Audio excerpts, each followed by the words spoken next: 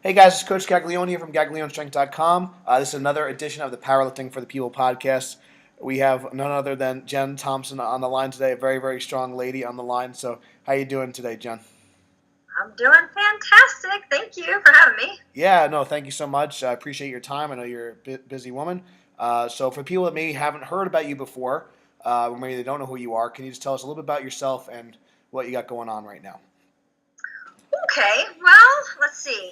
I guess the main thing is a three-time IPF Classic World Champion, and I've won five bench press IPF World titles.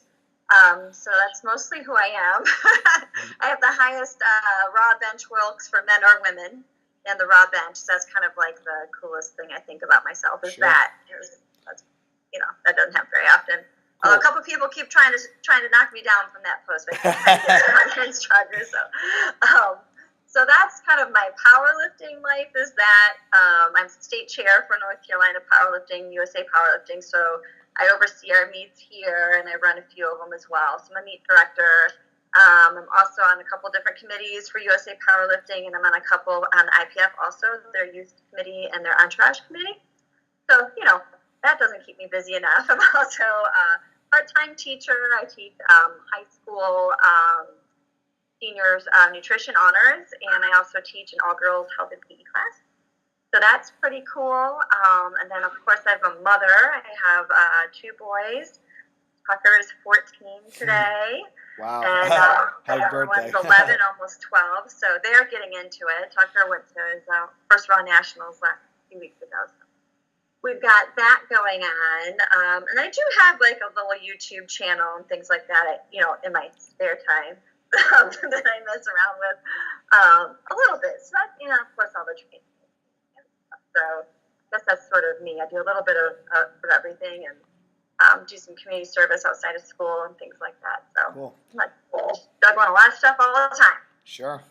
So, can you just give us a little bit about your iron credit as far as numbers, like bench, squat, deadlift, total? If you want to throw in like the Wilks, that's cool. Just like people kind of know what kind of lifts you're doing. Okay, so for the squat and raw, I just hit 330, which was a PR. For bench, I hit 315, and these are all in competition lifts. And my best deadlift is 446. I used to do equipment years ago before, I think my last equipment meet was maybe 2013. And I think my numbers back then were like, it was a 405 squat, a 330 bench. I think my deadlift was worse. I think it was like 409 or something like that. Never got much out of that deadlift suit. It's tough. It's for sure. Yeah. Yeah, so I hold the world record in the bench press right now and in the powerlifting total. 1080 or 1090. Cool. Yeah. And the 63s. Nice. That was our Very cool. Good recap. Yeah. In my opinion, I think to me, like your bench press, probably one of the most impressive feats of strength, regardless man or woman. Especially doing it, under USAPL IPF standards, amazing. And I know, like when we met and when you came to do a camp with us, it's like sometimes you kind of think, oh, maybe she's got like a 1 inch range of motion or whatever, and it's like, and you really have the bench press, especially really broken down to a science. So it was just really cool to get to really see that like really close up. So, and so I want to rewind a little bit. So maybe kind of, I know it's been a while that you've been lifting a long time, competing a long time, but maybe you could take us back to a time where maybe you weren't lifting weights yet, and what kind of got you into this strength training, maybe even before powerlifting, and how did that all get started, and what was it like for lifting weights for the first time, and how did you kind of get into a more like competitive, powerlifting style of training? Yeah, like when I was in high school, I was actually a distance runner. I ran the 2 mile and I ran cross country. I mostly ran because I'm not very coordinated at things, so you just need to be determined, really. I think Sure. to do those. I mean, there's some coaching and stuff going on. So I was a big runner, and then they offered this class called Marine Fitness when I was in high school, and I think it was like probably maybe at the beginning of maybe what we call CrossFit today. It was it was like an advanced gym class. I took it every semester of my high school career. So I loved it. And it was doing the Marine test. So it was, we had to do 100 sit-ups in a minute. I think there was 60 push-ups in a minute, 30 pull-ups. We had a shuttle run and a standing broad jump. So we competed against other schools in that fitness. But then during the class, we did stadium steps, rope climbs. We did a little bit of weights. We had like a universal machine in our, I don't know if you're going to bench press up the stack. We had those so in I our kind high of school got too. exposed. I know, right? So like the early weights, they were just in a big circle and you would just circle around. I think honestly that sort of got me introduced to having upper body strength. Because I could do a zillion pull-ups, I could do rope climbs with no legs, up and down, push-ups and all that sort of stuff. So most women don't start off with really any upper body strength. And so I took that class every semester for 3 years and then competed in that stuff. So I think that sort of started me on the road to being strong, just with body weight stuff. But I started noticing muscles and things like that. And I like that. And then when I was in college, I met my husband. We were just friends, and he was way into weights. He learned how to lift weights in the Army. He had a whole weight set in his basement, and he always encouraged me to come lift with him and all his friends. And so eventually I kept running, so I was trying to keep off the college 15 when I was in college because I knew I didn't want to get big and fat. And so I hated running, though. And he's like, come lift some weights. So I started lifting with him, mostly just because I listened to how much fun they had down there. They were always laughing and cracking up and yelling at each other. And so I sort of wanted to be part of this like community of people. So I started they taught me the basics and I started lifting. And I really, with the bench press, I just started with dumbbells to begin with. Like the bar, like I didn't want to get stuck under the bar. I couldn't really put any weight on it anyways. And they were always piling all these plates on. So I didn't want to be a hindrance down there working out with them. I started with just some dumbbells, and then I moved to the bar, and then I put 10s on the bar and 25s on the bar. And really, as big as my bench press is today, it really was a slow progression starting from probably 1992. And I've just gradually it's just increased over time. I mean, that's quite a while ago. So I forget the other part of my question, but that's the beginning. Yeah, no, I think it's funny, and I know, we friendly with Marissa Inda, and she had a kind of a similar kind of experience with calisthenics and stuff. So I think that's kind of interesting, and I know like a lot of good powerlifters, they might have been former gymnasts and things like that. So I do think that like that just general upper body strength, like you don't necessarily have to like get onto the bar day one. I think that's really good advice. Like just start training. Just start like moving your body. Nothing wrong with doing some dumbbell presses and just kind of getting the movements down and getting like your chest stronger, getting your back stronger, and all these things.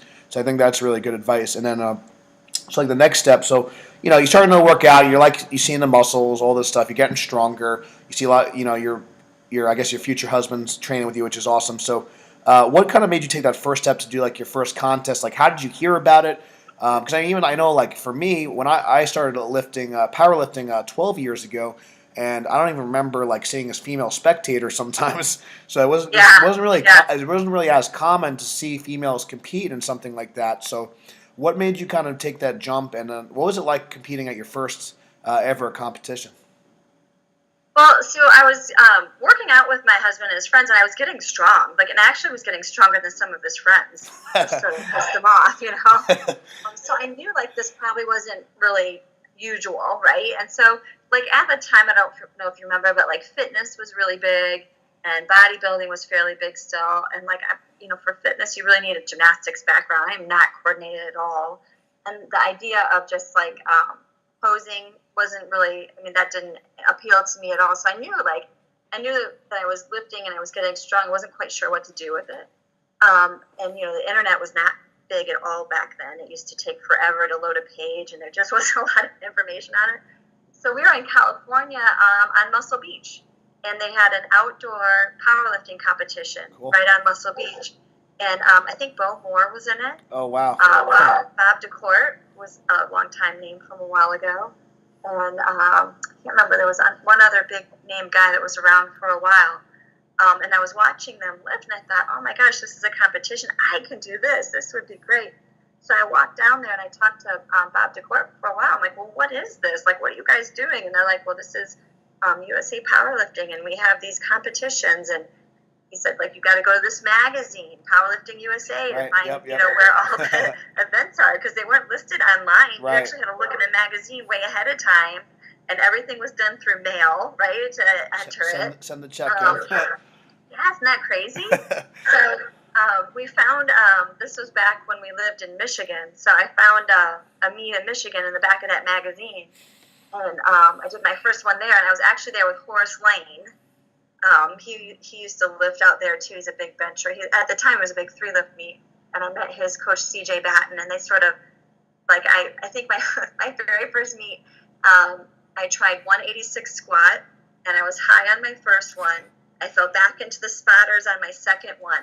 And the third one, I think they were just really nice and gave it to me. I think I probably was still high.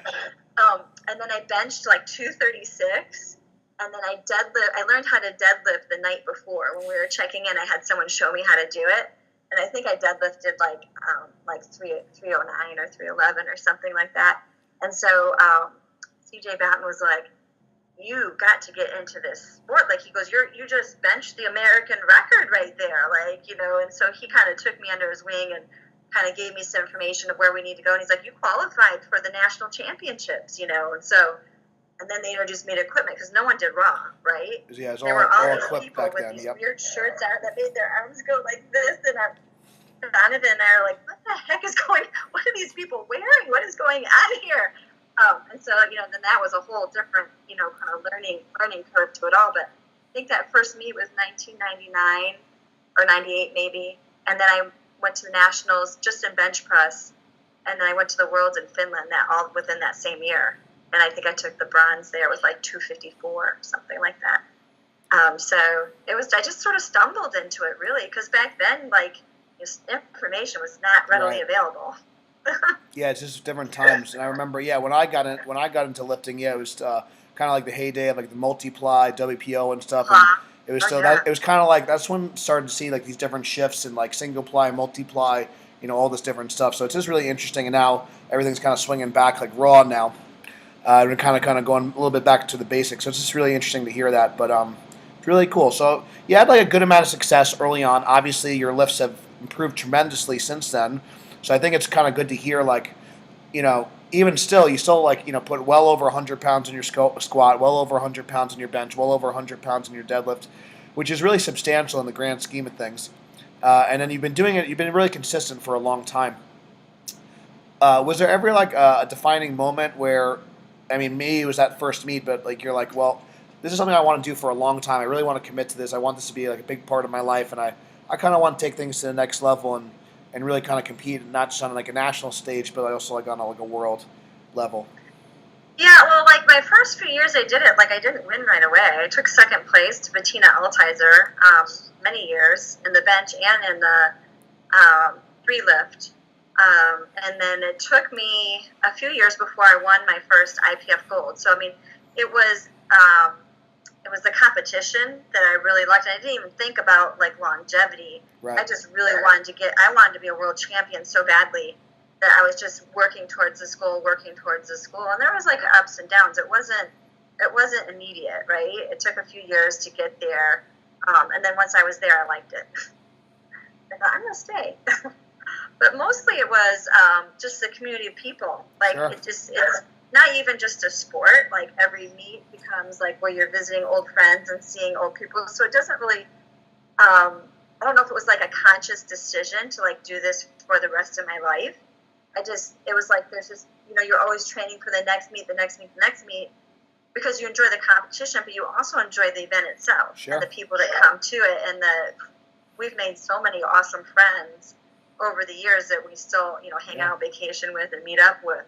So more of it it wasn't like a conscious decision. It just came part of our life, of our lifestyle. And not ever did I ever think about not doing it. Like, it's just part of who we are now. Like, it's just part of the daily day-to-day stuff, and you're always training for something else and another goal to reach, and it just becomes part of who you are. Cool.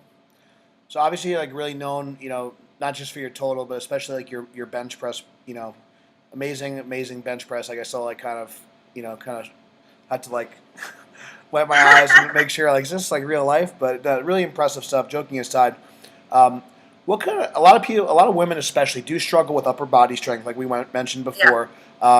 One of the things that and we kind of spoke about this when we had you in person, like. I hate like hearing like, oh, I have a poverty bench, or just a lot of people just like kind of accept I'm just like weak at this lift, and that doesn't have to Right. be bench, that could be any lift, but obviously a bad mindset. But like, what tips do you have for women that maybe are struggling to increase their bench, or maybe they're lacking that confidence in their upper body strength? Like, what kind of just general tips and advice would you give someone like who's just getting into like bench pressing for the first time? Yeah, that's definitely, I mean, for women, most of the time it's the bench that's their weakest, right? Because we're not naturally using our upper bodies. Even in sports growing up, girls play soccer, we do a lot of running. Our legs are very strong naturally. I mean, if you play softball, a lot of times you're getting some upper body strength or some swimming, but in general, we don't have strong upper bodies, so it's easy just to sort of dismiss it. I was laughing one year, I have a little story. We were at the Arnold one year, or no, I was at Nationals one year, and one girl walked up to me. I had just won, and she's like, I want you to know I'm coming after you. I'm coming after you next year. You are going down. I mean, literally came and said this to my face in the bar. And so I was like, okay, well, bring it. This is what I'm here for. I'm like, I enjoy this stuff. Come on, let's compete. Let's do it. So she showed up for the Arnold, and the whole time she's giving me the dagger eyes, across the warm up room, and she's got two big, huge tattooed guys that are just kind of trying to be intimidating. So I kind of find it all a little funny. But I remember she hit her squats, and then when the bench came, like she barely even tried, and she was laughing and joking, and then she fell apart, I think, in the deadlifts. But it's so funny at that point in time to see how the demeanor changed. Right. In the competition when we went from squat to bench on the female side. Like everyone was intense and going at it and like with the squat, and the bench came, everyone was kind of like, yeah, let's just get through this, And for me, that's such a silly attitude to have, because really, if you're going to make up something, I mean, when I powerlift, I am in last place after the squat.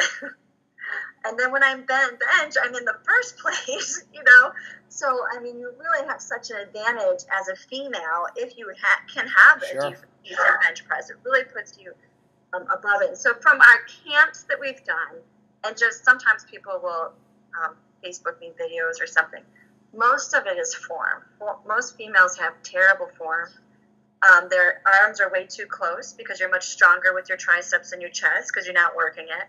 So most of them have these close grip bench presses that they're doing, which, is not working your pecs. It's just working your triceps, right? So, and then they don't want to move their arms out because they'll get a little weaker at first because they're finally working their weaker muscle versus their stronger muscle. So that's usually the biggest one.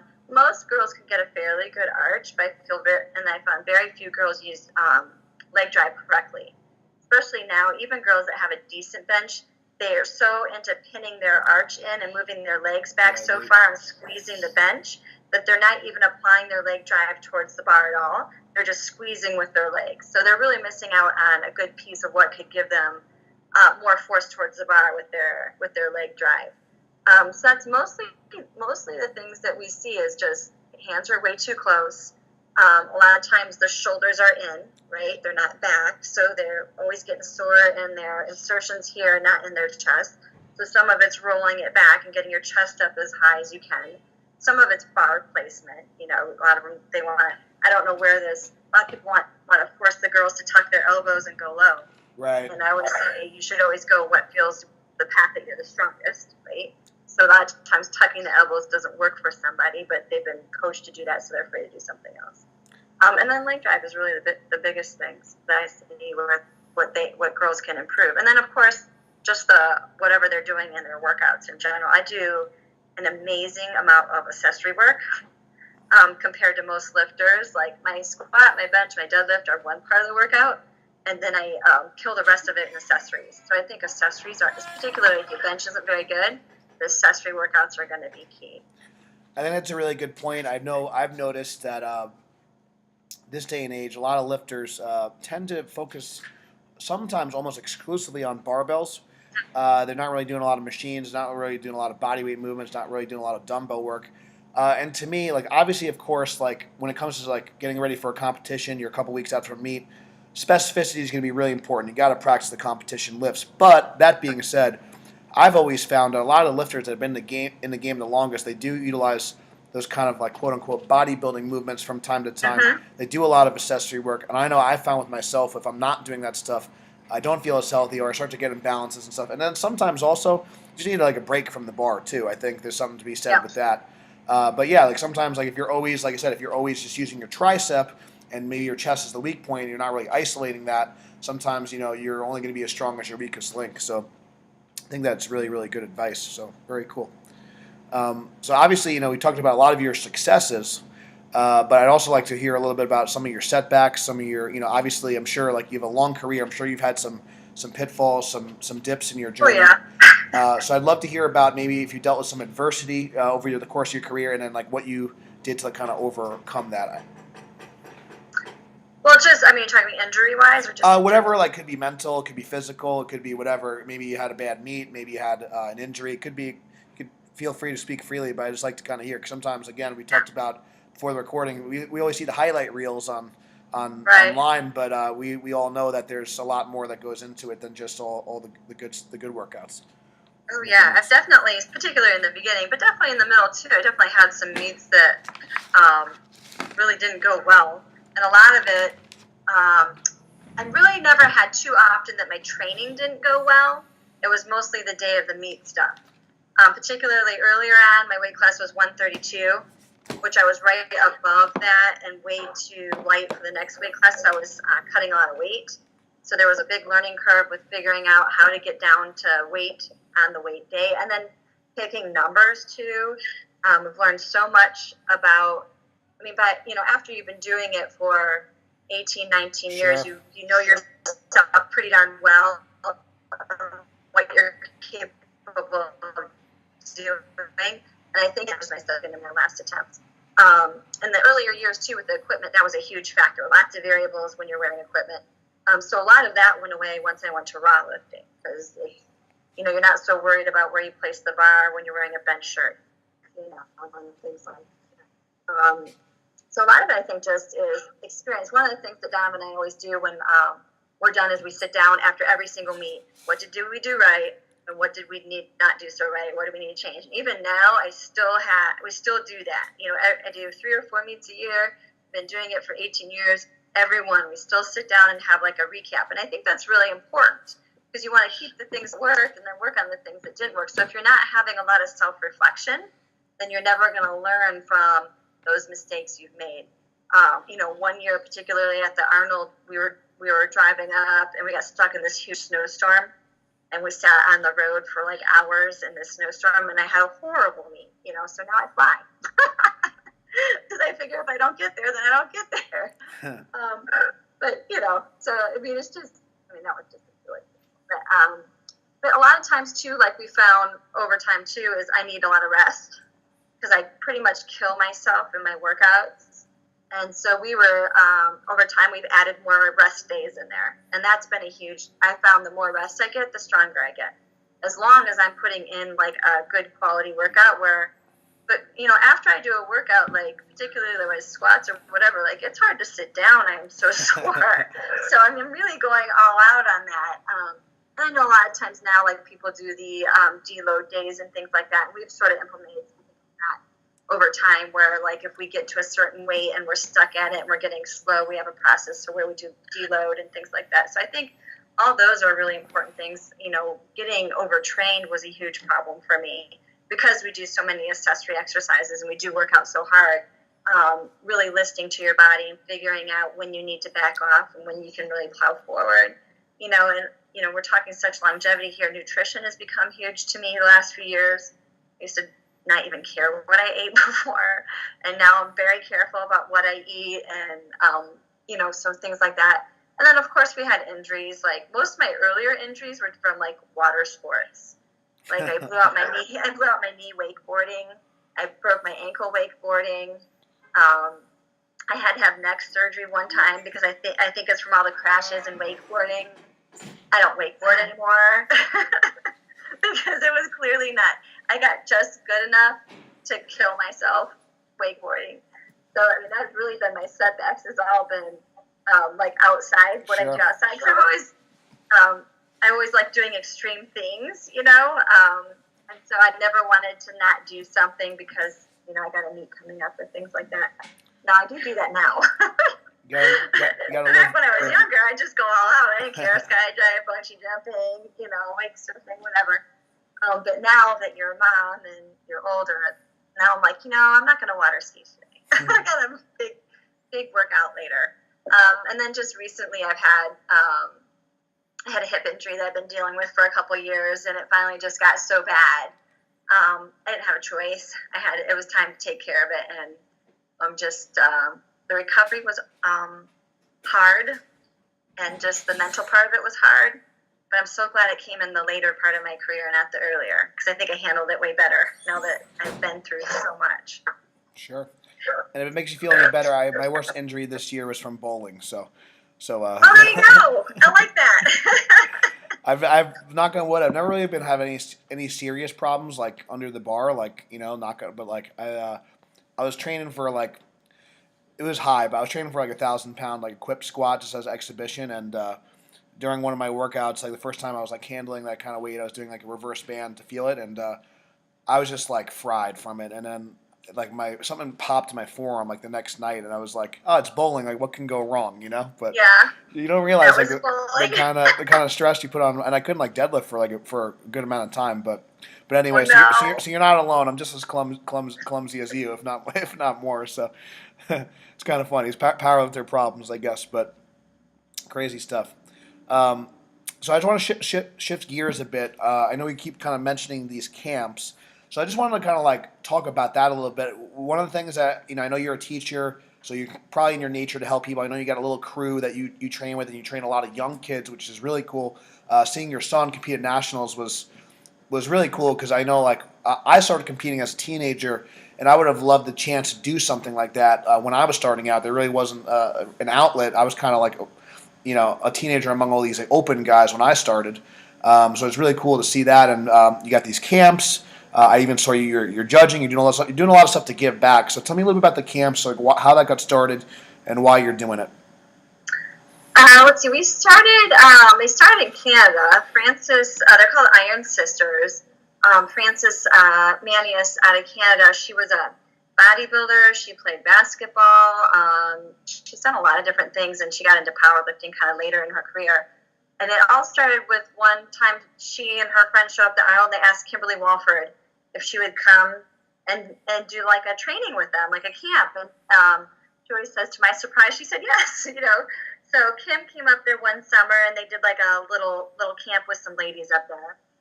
And it was wildly successful, even though she had food poisoning the whole time and was miserable. So then the next year they came to Arnold, and they came up to me, and they're like, would you come to our camp? I'm like, sure, it sounds great. All girls, training, what I love. So Kim and I did it the following year, and it was so great. The feeling, the vibe. It was a group of 25 women. We had some other male coaches in there besides Kim and I and Frances.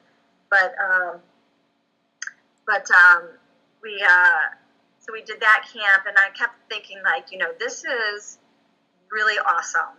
This is something that we should share with other people, because just the empowerment you felt from it was off the charts amazing. So Kim and I did it the next year, and I said, listen, we are going to do this now. We are going to get this started. And so we did. We took, I'm obviously the bench specialist. Kim is amazing at deadlifts, so we were like, we need a squatter. And so, well, why not the best squatter? And so that was Bonica. So last year was our first year doing it. We started at Midland University in Nebraska, because that's right where Bonica is from. And Tim Anderson, who is one of our coaches for the bench press, is the coach for Midland University. And they're the only college that gives away full ride scholarships for college. It's just amazing. It's amazing. So they gave, I know, isn't that wild? So that year they gave Tim a blank check and said, okay, make a powerlifting room. buy your stuff, get it going. So we did our first camp there as they were finishing putting like all the ER racks together and stuff. And so we worked with the Midland team first, and then we had a camp with women, and we were just amazed that these women came from all over the place. They were a couple came down from Canada, some came down from Minnesota, some were up for Texas, and we were just floored by the number of people that wanted to. And so it started there, and just in these camps, it's just, for women, I think in particular, sometimes it's nice just to be around other women, Sure. because I think men kind of get in there sometimes and they want to dominate and take over, and not to offend anyone, sometimes they're maybe not listening quite as well, or maybe they just can't relate because Sure. they've never been in that situation. So I think we have a unique thing here with just the women going in, and it's amazing how we can go in and just take these women and tweak their forms, and they can get stronger, within that day. Because if you've got someone with such experience to sit there and look at you and get hands-on and try different things with you, it's amazing what you could do. So we did that camp there, and then that spurred us on to come to you. So I think you contacted Kim, and so we had a really great camp there. And we went to California and did the Juggernaut and the Barbell Brigade, and we came down here to near my house down at Brutal Iron, and then back to Canada. So it was kind of a whirlwind year of us sort of figuring out the best way to run these camps and the best way to help out our fellow lifters.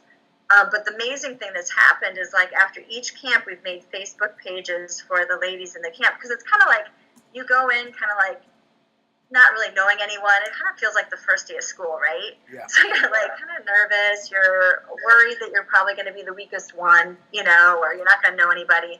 So we have like a meet and greet the night before, and then we spend a day and a half together. And by the end, the women are like just like this. Yeah. So they keep up with each other all year long on our private Facebook pages we've established for them. And then I saw a bunch of them at Raw Nationals too. That was pretty cool. So now we're heading into our second year. We'll be at Texas Strength in San Antonio in January. Then we're going to Madison, Wisconsin in April. We'll be back down here at Brutal Iron in May, and then back up to Canada in July. So it's been neat for me because I really enjoy that. I get a lot out of teaching people, interacting with people. I love talking with people. But then just knowing that something I did made such a huge impact on somebody, I'm sure that's why you coach, yeah, right? that's why we do what we do. Yeah. It's just amazing feeling, it's a real good feeling. And then I feel like also by doing this, in return, we're growing our sport. If you look at my weight class, like you were talking about, the top 5 lifters benched over 200 pounds. The top 5 in my weight class. I mean, that's unheard of. I mean, it's just amazing. And so I think, and I'm not saying that I helped all those people, but I think by helping those people on the beginning level, we're creating this amazing group of people of strong, the numbers are growing, and the strength is growing. So I feel like we're helping with the growth of our sport, basically. Yeah, no, it is really incredible, and I'll just say, just personally from experience, I was sometimes with like people that are like really good at something. It doesn't always translate to like the best presenter. So I was like really impressed with how you girls did, but especially for you, because like I said, sometimes it's like maybe she's just really gifted or whatever, but you really had the bench down to a science. That was one of my favorite presentations on the bench that I've ever seen, and I've seen a lot of people. So I definitely highly recommend if there's a camp in your area, definitely check it out. It's definitely something that I would do again. Definitely something I would attend to again. It was really, really, really beneficial. And I think just to bring home your point, yeah, it really is also a big part of the community and like getting to know each other and kind of supporting each other, because this is really hard, and it is nice to know that there's other people just like you. So really cool stuff. So I do need to wrap up in a little bit, but before we wrap up, I just want to, if you can give some quick advice. Someone starting out, they're a little scared, they're a little intimidated, they want to start lifting. What's like really quick advice you can give them? Well, the best thing is there's a lot of online things available, but I just always think, for me in particular, in person is way better. Totally. And so a lot of times, even if you go to your gym, even if there isn't a lot of women there, but if you can get enough confidence up to ask even the biggest guy in the gym, usually you find they're more than happy to help you, to talk to you about something that they love. So some of it is getting over that intimidation factor. and then just going up and asking for help. Because if you go to all of our meets, competitions, everyone's sharing what they're doing. They're telling stories, or this worked great for me, because we love talking about it because it's something that we love. So a lot of times if you just reach out to different people, they can at least direct you in a way to someone that can get you started in the correct way. And I think that's huge, to start off with correct form in all three disciplines will keep you from having setbacks later, right? And, we struggle with that a little bit with some of our kids. They want to jump in there and just do weight, move it up, when they don't have the technique down. Yeah. And so if you can put, if you can kind of put the ego aside and how much weight you're lifting aside and get a solid form going, it's going to save you so much time in the long run. One of the biggest compliments I got was when we were at a meet. Someone came up to me and said, I can tell which lifters are yours just by the form that they have that they're lifting in. Like, I can pick them out of anybody. And I thought, that's a big compliment, because we spend a lot of time on that. So I think just technique is the best thing. And there is stuff online if you're a shy person, just find good quality things, but there's a lot of bad quality things out there too, right? Sure. So finding a good coach is going to be key. Even if you just use them for the beginning, to get you started, till you feel comfortable you can do it on your own, it's going to be money well spent. Cool. So just to recap, don't be afraid to ask for help. Try and find people that, whether it's a coach or a group of people. I totally agree. I mean, I may lose money saying this because I do a lot of distance coaching, but I'd always recommend see someone in person. So totally agree with you there. And form first, 100%. So really cool. So I think we'll kind of close out there. Jen, really appreciate your time. You're one of my favorite people to talk to, regardless of how much you bench or squat or deadlift or not. Really a pleasure. Great to have you here. Where can people find out more about you if they want to follow what you're doing? Well, of course, I'm on Instagram, as everybody is, and that's Jen Thompson 132. And then I have a book page, 132 Pounds of Power. I also have a website. A lot of people don't have websites anymore, but my website's 132 Pounds of Power, and I have all my training on there, past videos, things like that. And then I have 2 YouTube channels, 132 Pounds of Power. Mostly just has my lifts and stuff on it. And then I have Thompson's Gym YouTube channel, which has more video tutorials and just us screwing around the gym, having a good time.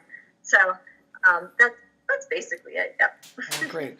Well, definitely, if you're not following Jen already, give her a follow. If your camp's in your area, definitely check it out. Highly recommended. I'm really looking forward to see the future. I know that your hip's been feeling better, so really excited to see where you can kind of take things. I am too. I can't wait for the Arnold. I'm so fingers excited. Crossed. And I'll be definitely cheering you on at the Arnold again for sure. We'll be back there as always. If this interview helps you, please share it. Please subscribe on iTunes. Give us a 5-star review. It helps other people find us. Powerlifting for the people. If you have any questions, feel free to drop a comment below. But thank you guys so much for watching. Really appreciate the support. Hope you enjoyed the episode. And thanks so much again, Jen. We'll see you next time. Thanks for having me. I appreciate it. That was a lot of fun.